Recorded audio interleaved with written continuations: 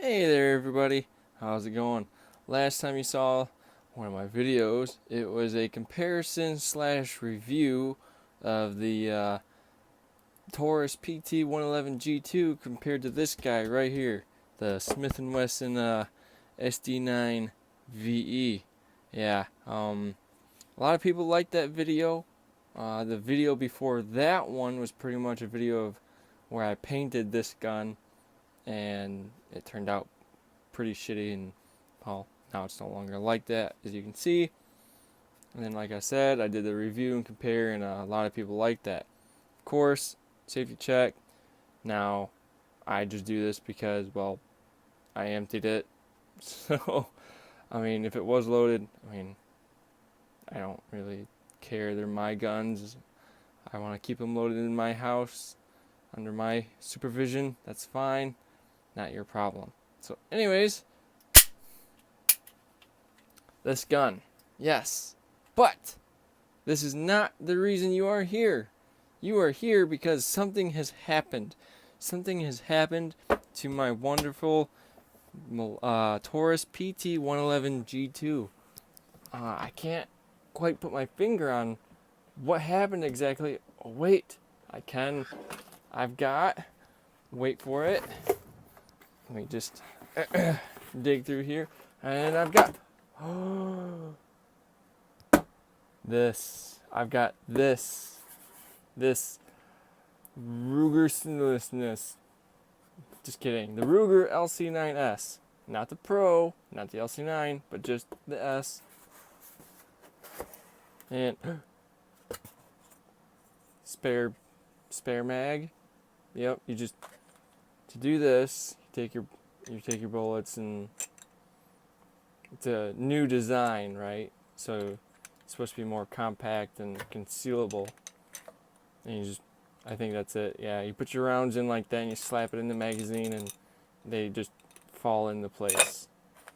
No, I'm just kidding. That's for I was told it's for cleaning your gun, or if you want to do a safety check, because unfortunately the Ruger LC9s has a magazine drop safety. I think that's the correct term, to where if you drop the magazine, you can no longer pull the trigger. So if you don't want to put in your full magazine, you can just slap this guy in, and it'll let you pull the trigger so you can disassemble it and whatnot. Stupid, but oh well. All the goodies, but there's no gun. There's a lock, my receipt, and all that stuff. But, oh, well, let's see. Maybe I can close this box right here and put it back, and I'll stop messing with you guys. Okay. Put this back real quick. And dun dun dun! Right here. The Ruger LC9s. Let me take my holster off here. I'll show you this guy later. Here we go. It's clear. These are actually the rounds for it. There was 7 in the magazine and 1 in the chamber, and I emptied that out for you. I know I mentioned that these were from the other gun, but that gun was already empty. This guy right here, because I keep them in my drawer where everything else is at. But anyways, Ruger LC9s, very nice and compact. Oh, actually, let's just do this. Let's do a comparison. Okay, you saw the size of the Millennium G2 compared to the SD9 VE. Well, here's the LC9. Quite the difference, I'd say. I really hope this video doesn't come out super dark. Let's see if I can adjust my lighting real quick. There. I think that's going to work a little bit better. But, yep. Traded this, I traded my Taurus for this guy. My local MC Sports got a hold of me, and they said that they got one in. And I ran there as fast as I could, and the great thing was is that nobody touched this gun.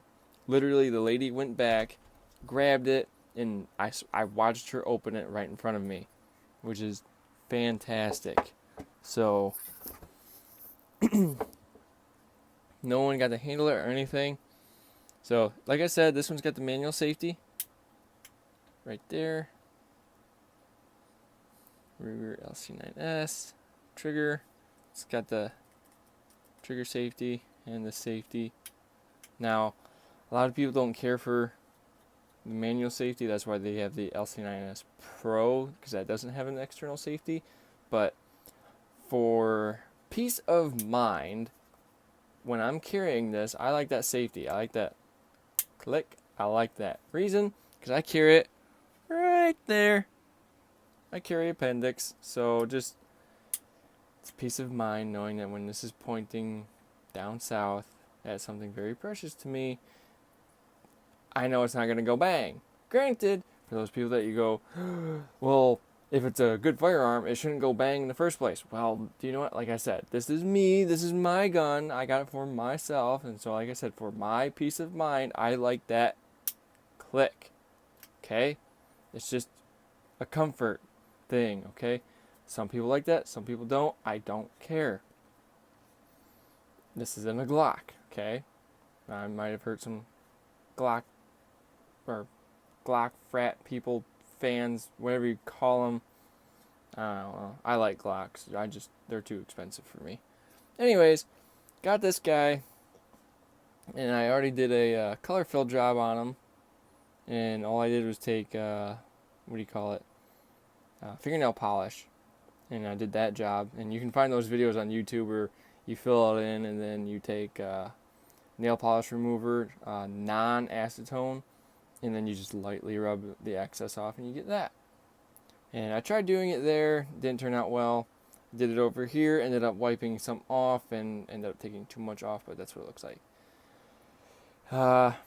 These are Talon grips. They did not come with the gun, but I like them a lot.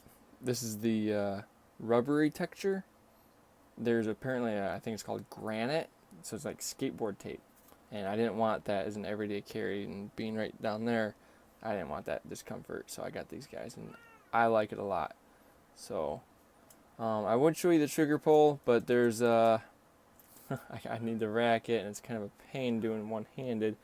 So, let's see if I can get this. Oh, I might have. Okay. Here it is.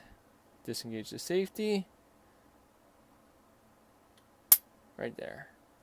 And it might seem long, but it's not. In all honesty, it's... Did I get it? Nope. I'm trying to push it into my pants. It's not working. But I don't want to mess up my sights or anything.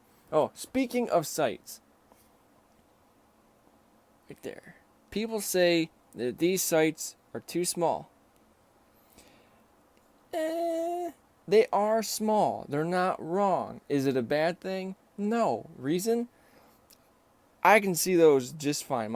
From my phone, well, my camera, I should say, is maybe like 3 or 4 inches from my nose. And my cat's trying to attack me right now. And my arm is fully extended, and I can see those sights just fine. So, fully extended, I can see those. For someone who's older or you wear glasses, they might be a problem, and you might want to replace them. But for me, they're just fine. At 26 years old, I have, according to the MEPS station, I have better than 20/20 vision. So, these are fine for me. There's 2 dislikes about this gun. The takedown, you have to drop this lever. Let's see if I can show you real quick. See that piece right there? You just... And then you take that. That's a pin. And you have to push it from this side over here. And it's way too dark for some reason. But anyways, you have to take a pin and push that from this side out to here. Or if you're lucky, you can... I'm just setting that back. You can do that thing where you pull a slide back, or with this one you can do it this way, pull the slide back, and you have that push down, and you just shake it, and if you're lucky it'll fall out. I've gotten that a few times, no problem. and it falls right out, and you take it apart and you clean it. It's a bit of a hassle. I don't like that pin being separate. I kind of wish it was like a Glock style takedown like the Taurus had, or maybe like some of the Smith & Wessons I've seen where it's got that tab where you twist it and then push or pull. I haven't just really messed with that one, but there's a tab right here and you like twist it and pull out a little bit and it disconnects. And there's that. It's got a metal magazine. It's really thin and light. I did the color fill on this too. Both sides. 7+1 in the chamber. Now, like I said, okay, that magazine drop safety, that's it. That trigger is not moving. And it's not going to show up. Apparently, I've seen, I can't say apparently, I have watched some YouTube videos of how to take that out. It's not too difficult looking, but I don't really have the correct tools to do it, so I'm probably not going to do it for a while. But other than that, this is it. The Ruger LC9s. And that's a lot easier to say than the Taurus PT 111 Millennium G2. Yeah. Now, for those of you who say, I shouldn't have gotten rid of the Taurus, yeah, I was wanting to trade this guy towards it. Granted, these are both nice guns. I'd rather keep them both and just buy this straight up, but I kind of needed the funds, so I wanted to. I'm getting yelled at by this thing right here. She's yelling at me. She's not being very nice about it. I think she's lecturing me on how to do my video. And would you stop, please? And she's arguing with him now. Anyways, this. I like it. If you're a thin guy, for example, I am 6 foot to 6'1". I can't say I fluctuate, but I've never had a real accurate measurement, so I say anywhere from 6 foot to 6'1", and I am roughly 140 to 145 pounds. So I'm a relatively thin guy. I carry this appendix with this holster. This is the Blade Tech holster. See if I can get that to focus. There we go. And you can see it's got some kind of texture on it. It's got this massive clip on it. I like that angle though, because the belt, once it hooks in there, it's not coming out. It's flexible. I don't want to say it's Kydex, but it is a plastic. But yeah, it is flexible when the gun's not in there. Now, when I ordered this, it said it was for the LC9. I don't know if that's a like when you order it for this gun, if it's, let's see, does it say LC9s? Well, it just says LC9 right in there. But when I ordered it, it said Ruger LC9. And after looking up some reviews, it said that the Ruger LC9 holsters should fit all LC9s across the board. LC9, LC9S, and LC9S Pro. But this thing is tight. Like, I'm going to try and get it in there. I'm going to take this. You're going to hear that audible click. See, and that's in there. Now, I have pulled this out a few times trying to get it to break in a little bit, so it's a little bit easier. But when I first got it, man, that was tight. And you'll see that in reviews of other people. It is tight. And I don't know if it's supposed to space out like this. Like, if I can point it out, like with this gap right here, I feel like it should be flush. Maybe I'm wrong. I have read a few things that the LC9S compared to the regular LC9 is a little bit wider in the grip. I'm not sure if that pertains to the finger guard up here. I don't know. I mean, it's not a big issue, especially once it's in my waistband. It holds everything together, but I don't know. Just throwing that out there, and I'm going to try and push this off. And see, that's a little bit easier, but when you first get it, it's tight. I've done a few drills with it, and it was kind of hard. I'd give myself wedgies once in a while with it before this thing decided to let go. But other than that, for you guys, I still have got, I've still got, I still have my Smith & Wesson SE9, no longer the Taurus, and I have this. So I'm gonna go ahead and upload this for you guys. Tell me what you think. Hopefully you liked my previous video. It hit a lot faster than I was thinking. A lot of people liked it. Hope you guys like this one just as much. So hopefully I'll be back with something new. I'm thinking about doing a review on my my holster. Not this one. This one's new specifically for this gun. But I do have the Alien Gear Cloak 3.0. That is actually right here. And it's still got my Taurus faceplate, and according to Alien Gear, you can get a free faceplate replacement. So all I have to do is send this one in, and they send me a new one, and I'm going to get it for that guy right there.